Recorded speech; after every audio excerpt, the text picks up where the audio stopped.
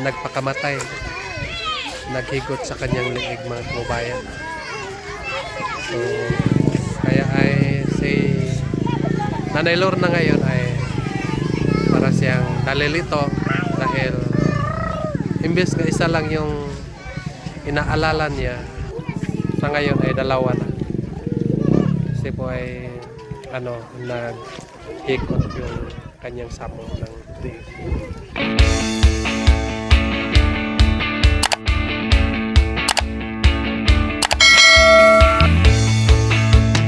Hello mga kababayan, magandang hapon sa inyong lahat. Kumusta na kayo dyan? So nandito kami ngayon sa Pamantawan mga kababayan, dito sa malapit sa bahay nila Maylin. So dito kami sa may tindahan. Kasi po ay bili kami ng bigas mga kababayan para po sa tulong natin doon sa lolo ni Maylin. So, galing pa ako ng bukid mga kababayan kasi nag-harvest kami ng kalabasa. So, tamang-tama ay pag-abot ko doon sa bahay, so nandoon na yung buyer. So, siyempre, nahalinan tayo ng kalabasa ngayon mga kababayan. So, meron tayong pangbili ng bigas para po sa lolo ni Maylin mga kababayan. So kahit maliit lang po ang ikatulong natin sa kanila mga kababayan, so malaking bagay na yan mga kababayan para sa kanila. So bili tayo ng bigas, isang sako. So siyempre nandito si Istong. Hello Istong. Ito yung katuwang ko sa aking buhay, pagbablog mga kababayan. So hindi ko kaya kapag wala siya. So siya ang isang mga paa ko, no? So kailangan nga nandyan siya para may pagpatuloy namin ang aming vlog. So maraming salamat din. So mabait din ito mga kababayan. Mas mabait pa ito. Mabait ito lalo na pag hindi gising. So yun mga kababayan, no? Bili muna kami ng bigas. So pang hapunan nila mga kababayan. Ibigay ko muna kay Istong yung yung pangbili ng bigas. Pangbili ng bigas. Ikaw muna magbili.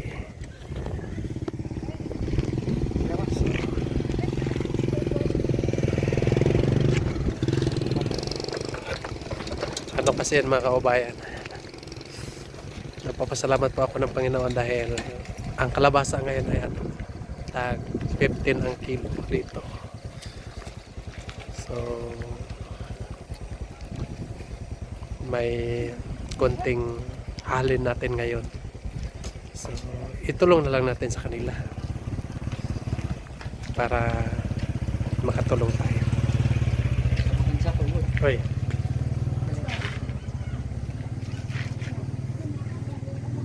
matsaing ko, pandai kau damag ko. Tapi lang sa ko, ma'am. 50 kilos. Siyempre, nandito.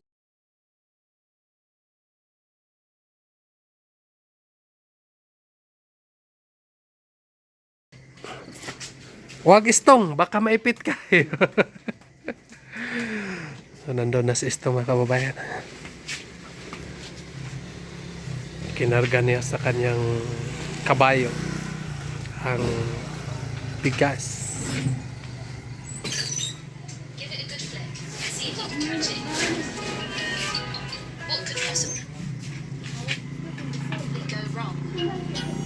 Mga kababayan, so nakabili na tayo ng bigas, 25 kilos.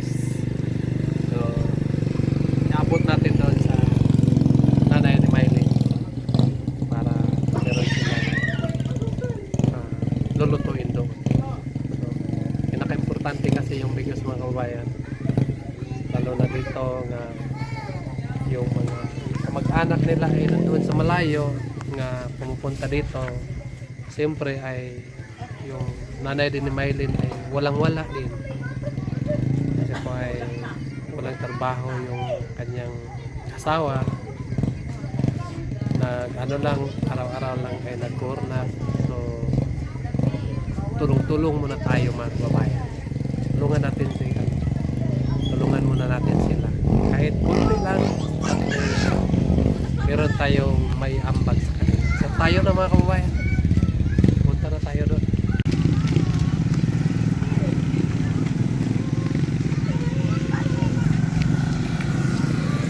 Nandun na si store.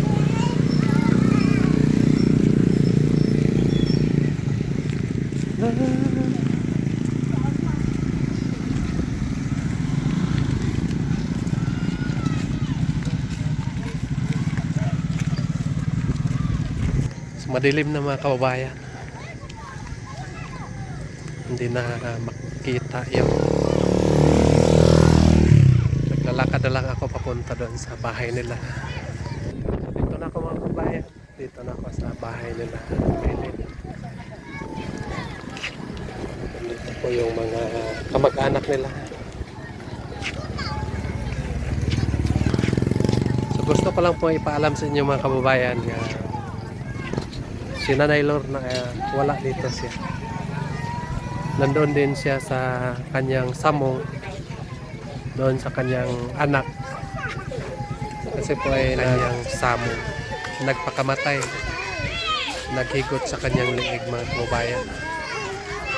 So kaya ay si Nanay Lorna ngayon ay para siyang nalilito dahil imbes nga isa lang yung inaalala niya, sa ngayon ay dalawa na.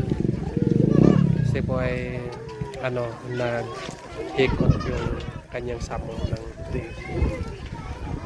So abangan nyo na lang mga kababayan ang pagpunta din namin doon sa Nanay Lorna sa kabila bukas para makumusta natin sila doon at abutan natin ng konting tulong din.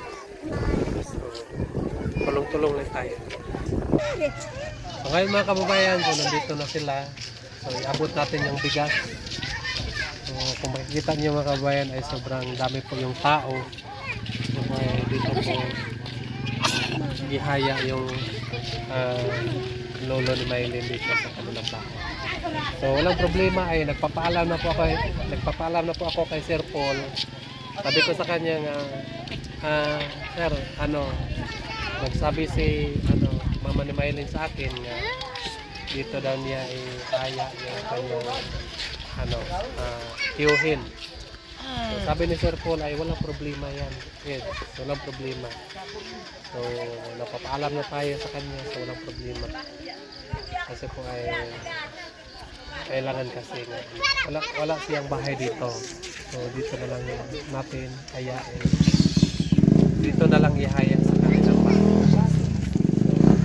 So ngayon ay meron ako na lang bigas. Maliit lang yan pero alam ko kasi nga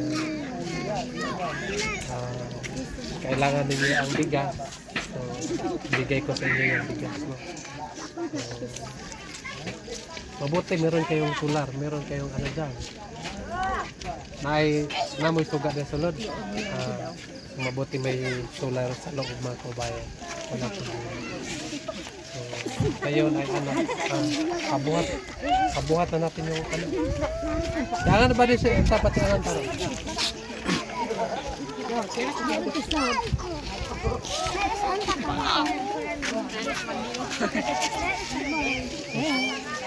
Grabe po yung pagsubok no ay nung isang araw ay namatay ang tiyuhin nyo.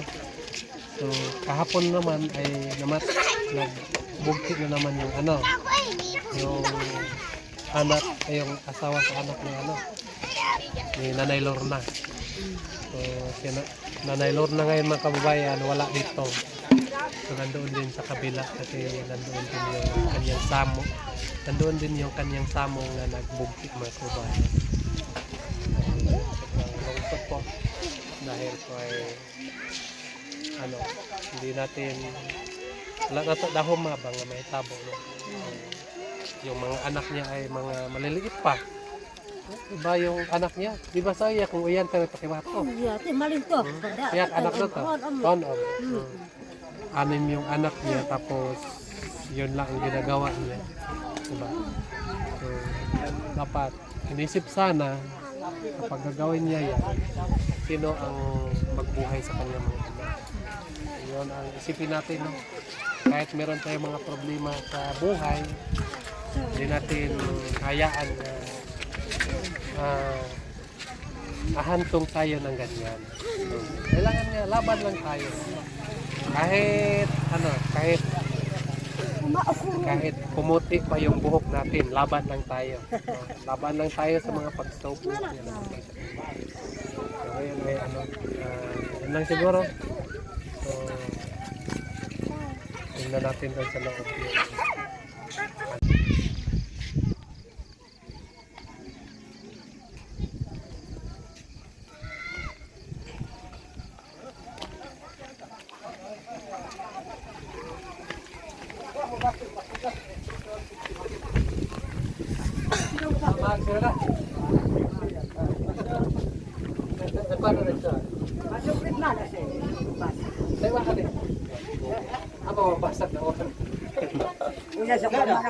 No.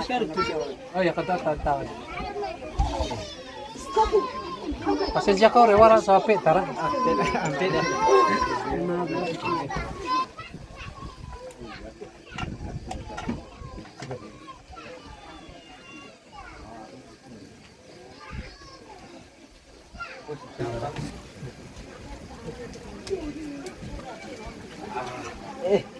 Kundong kin juga.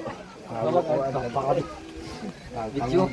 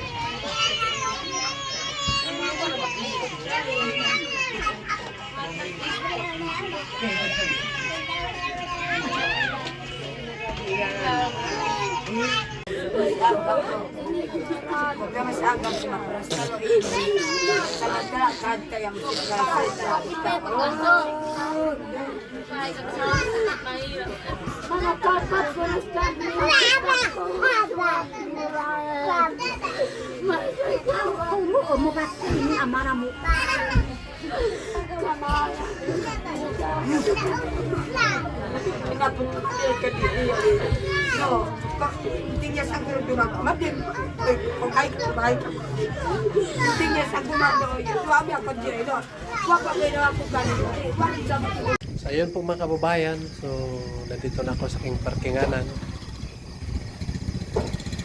Hindi na ako nagpapaalam sa inyo kanina doon kasi po ay sobrang ingay yung mga tao doon. Maraming mga bata, so sobrang ingay po. So dito na lang ako magpapaalam sa inyo mga kababayan. So sa hindi muna ako magpapaalam sa inyo ha. So maraming nagtatanong kasi sa akin kung bakit daw hindi nag-upload si Sir Paul. Bakit daw walang vlog si Sir Paul? So, si Sir Paul po mga kababayan ay nandoon sa ospital.